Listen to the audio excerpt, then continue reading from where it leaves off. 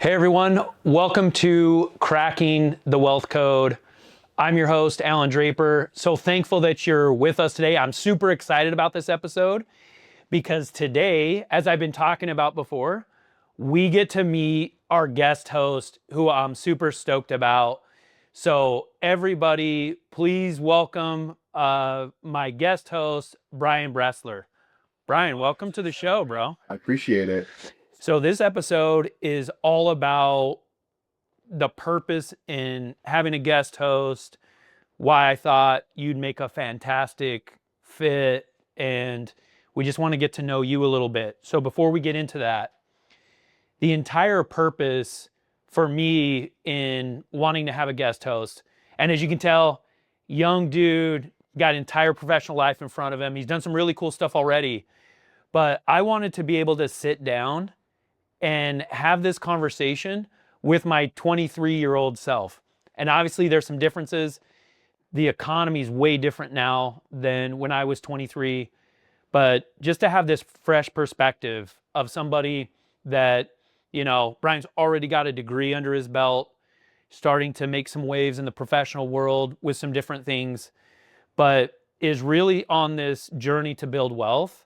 And that's what it's all about. So with these episodes, we have this really cool opportunity to a lot of give and take, me sharing my perspective with you and vice versa. So first off, let's do this, Brian. Tell us a little bit about your background and kind of where you are on your wealth building journey and wherever that takes us. Yeah, I mean, as far as the wealth building journey, we're right at the beginning. So just kind of starting. I am originally from New Jersey, just graduated from the University of Delaware with degrees in entrepreneurship and marketing and a minor in sales. Living out here in Arizona was very impromptu. Ended up getting a job in property and casualty insurance and just kind of got me out here. We launched a new office in Tempe. Loved it, got a ton of great experience, and I attribute a lot of my success out here to networking, meeting people at events. It's been an absolute game changer. And one of the first things I did when I moved out here was start a real estate networking group. And from there, it was just so much growth, so much progress, so many really awesome people came into my life. And from there, I finally had the resources and the people to start my own insurance brokerage. So That's awesome, it's a man. very new project. I DJ on the side, so if anyone needs a DJ on the weekends, let me know. That's But awesome. yeah, so we're in the brokerage now. Me and one of my best friends out here started a couple months ago, and it's been such a unique experience. I'm excited to kind of continue down this path and see where it goes. That's cool. For me, a big part of this is, you having this voice and you coming from a place of like authenticity where it's like, in a lot of ways, I'm out of touch with some stuff and I feel like I want to be grounded where it's like, yeah, Allan, you say that, but it's not as easy as you say. And of course, I went through the process. Everyone has a different journey. I went through it, but it's different for the guys and gals getting started right now that are in their low 20s, starting to build wealth right now. And so honestly, a big part of what we're trying to do is have that voice where it's like, yeah, Allan, but, or these are the things we're afraid of. These are the things about the current economy that make it more difficult perhaps than when you started. So that's going to be our challenge, right? As we're recording these episodes, and we're going to get to the point where we have other guests and things like that. But it's just us having a conversation. We're going to talk about the 10 laws that govern money. We're going to talk about the wealth code, which is a big part of the backbone of this entire podcast. But I think it's like, it's not just this one-sided mentorship. It's not just me saying, Brian, you need to do this, whatever. There's going to be some of that. But I think, and perhaps more importantly is, you're saying to me like, hey, Allan, these are the hurdles, man. You talk about it like it's so easy, but here are some things that are might be a little different for our generation or for my age group. And the reason why it's so important to me is because your age group is what I'm after, right? And I have kids. My oldest is 13, and so younger than you, but I want to be in a position where I can talk to him when he, is starting to get into the professional world, make money, support a family, do all those things. I can talk to him on his level. And so it's super important that as we're doing this, it's an exchange, right? It's like a give and take. So you don't come from the pest control industry. That was my first business, was in pest control. You're beginning on your wealth building journey. So your voice is like the fresh perspective, right? The what are the first few steps and things like that, and we're going to get into that. So um, let's start here. um, why don't we talk about your kind of financial background? Not a bunch of details are needed, but what some of your goals are, and then talk a little bit about some things that you're nervous about. What are some of the things that you see in front of you that seem a little daunting? I know that for a lot of young folks, buying a house is crazy right now, and it's a weird concept to me, because the housing market was way different when I was in my early 20s. I didn't buy my first house until I was 26, and I still own it. But what are some financial concerns? Let's see if there's some goals that come to mind for you, and then what are some financial concerns that you have? Yeah.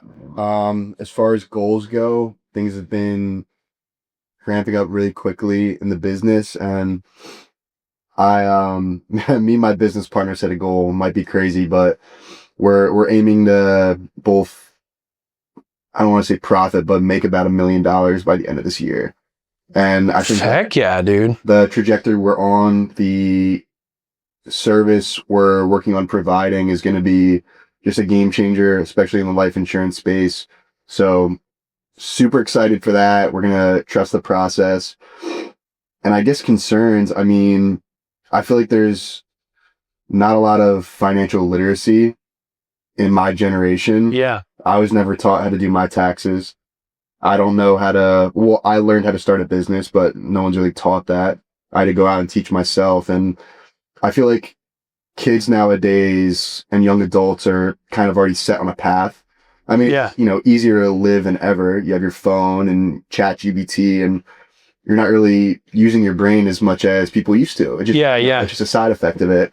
So the way I saw it after I graduated university was, okay, your life is basically structured up until the moment you graduate. Because you go through school, and then you go through elementary school, you go all the way up.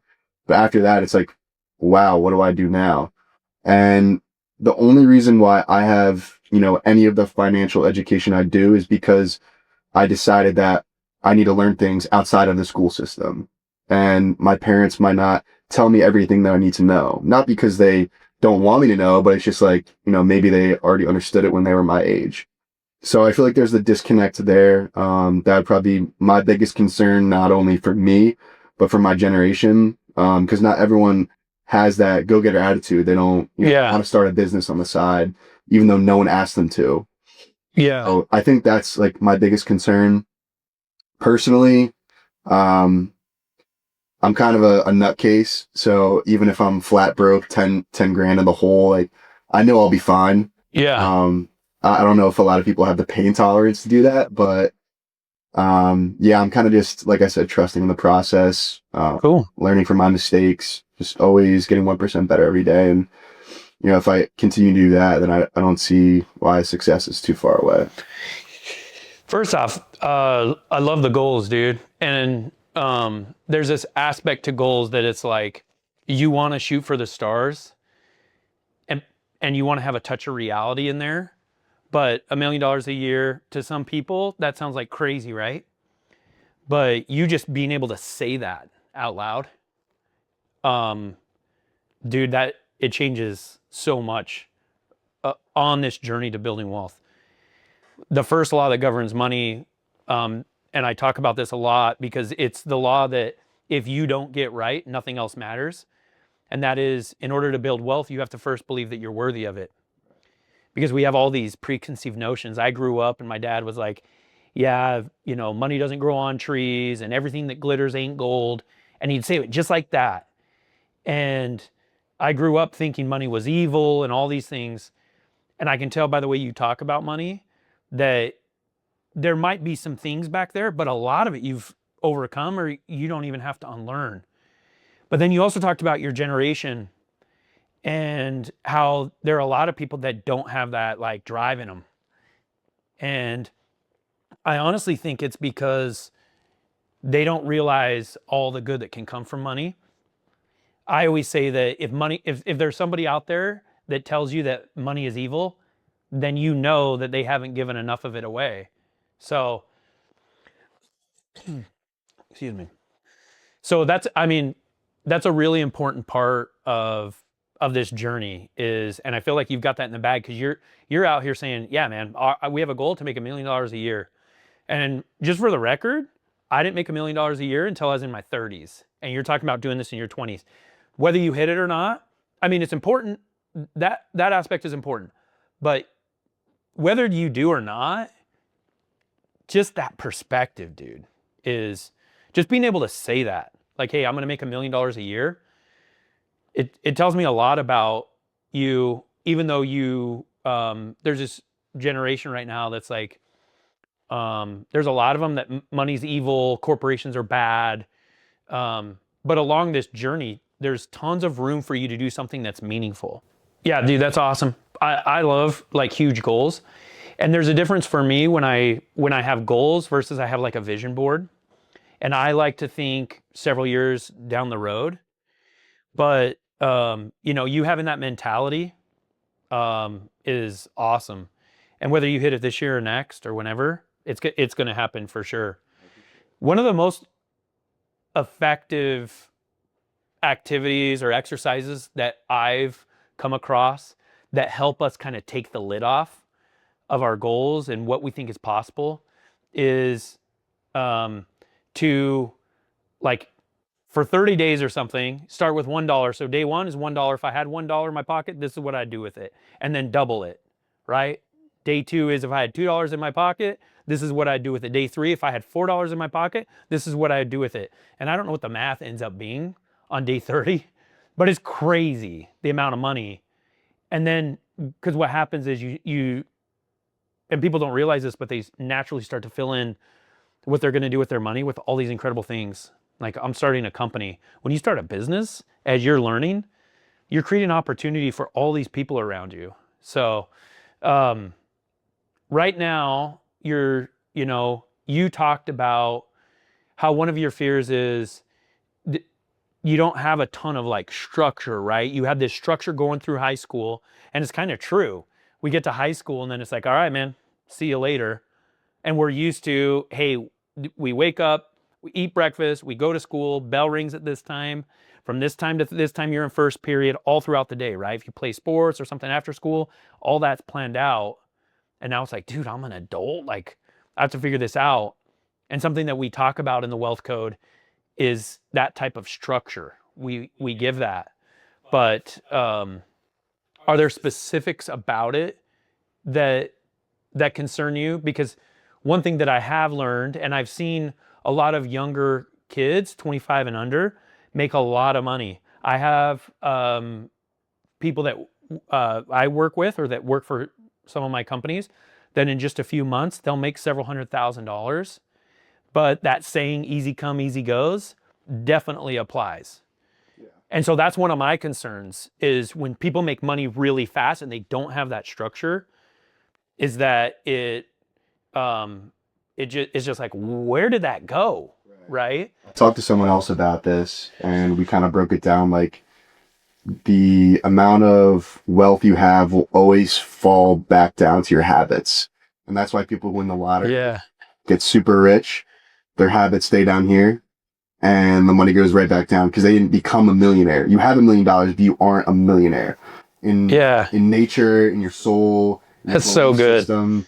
Like it'll always go back down. So I get what you mean. You know, these young guys get a ton of money and then it's all gone. Yeah. You spent it all because you didn't have the financial education to be like, okay, let's, for example, I'd write annuities and IULs. Hey, let's put some of that money in a retirement account that can, one, it doesn't lose any money because it's capped out at what you get it at. And then it gains interest and you can borrow from it and you use the same dollar twice. So it's like learning those things over time has allowed me to kind of build up to that person. And maybe the money doesn't follow initially, but if you start to become a millionaire internally, at some point that money will come. It will follow you. So I've just been very focused, not on the money, not on the outputs, but on the inputs. How many calls am I making a day? Did I get 1% better? Did I go to the gym? Did I read that page of the book I was going to say I would read?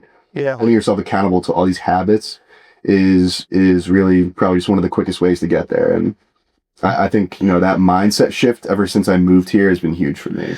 Dude, you're like, I don't feel like I'm talking to my 23-year-old self. I feel like I'm talking to like my 33-year-old self or something, because like everything that you're saying is like spot on, right? Like I always talk about in business that your business is never going to rise to a level above your personal development.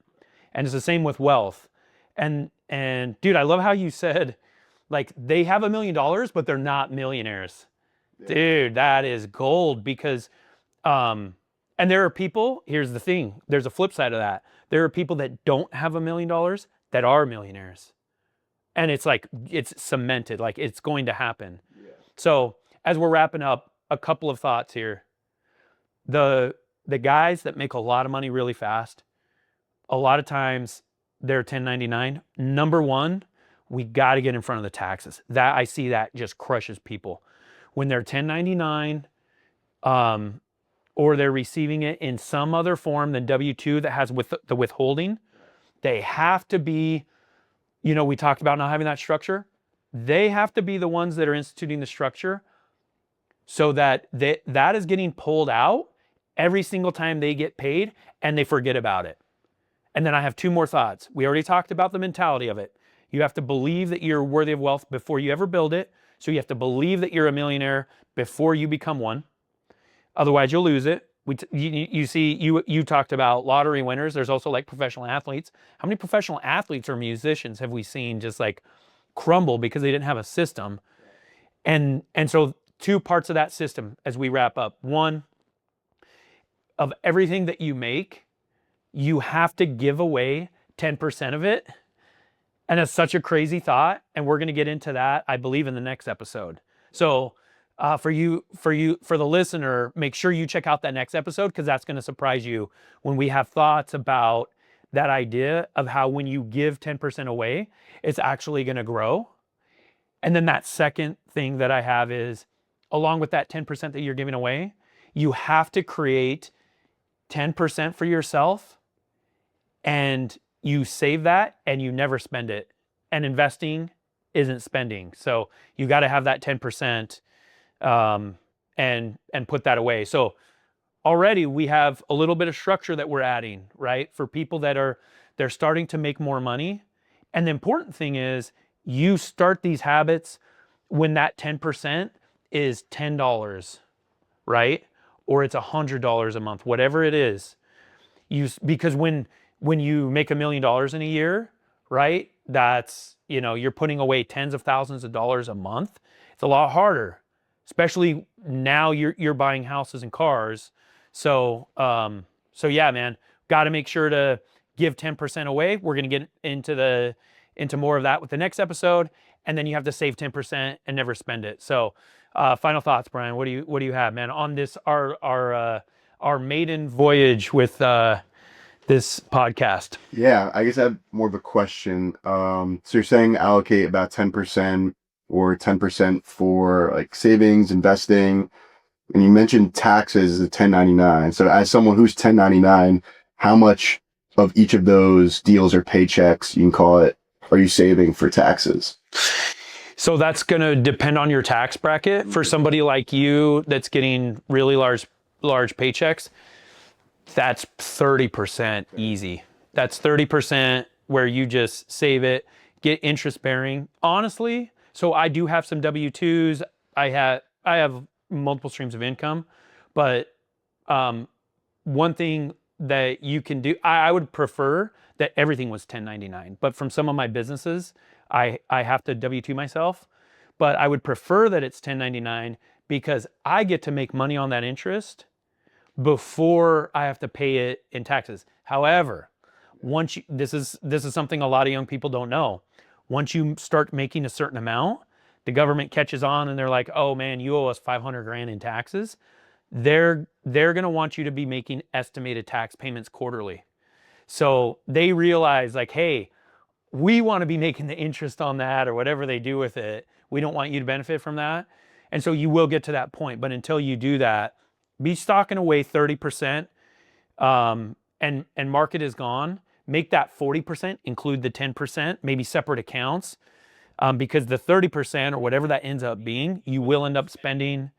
But that 10% that you save for yourself, you won't. You can invest it or whatever, but that's the trick. And taking it one step further is go do some research, go find out, hey, if I make this amount of money, what tax bracket am I going to be in? Talk to a CPA, but I think that's a good rule of thumb. So, hey, with that, that's our first episode in the books with Brian. Knocked it out of the park. Dude, you're awesome. I think this is going to work really well. And yeah, for the listener, we'll catch you next time.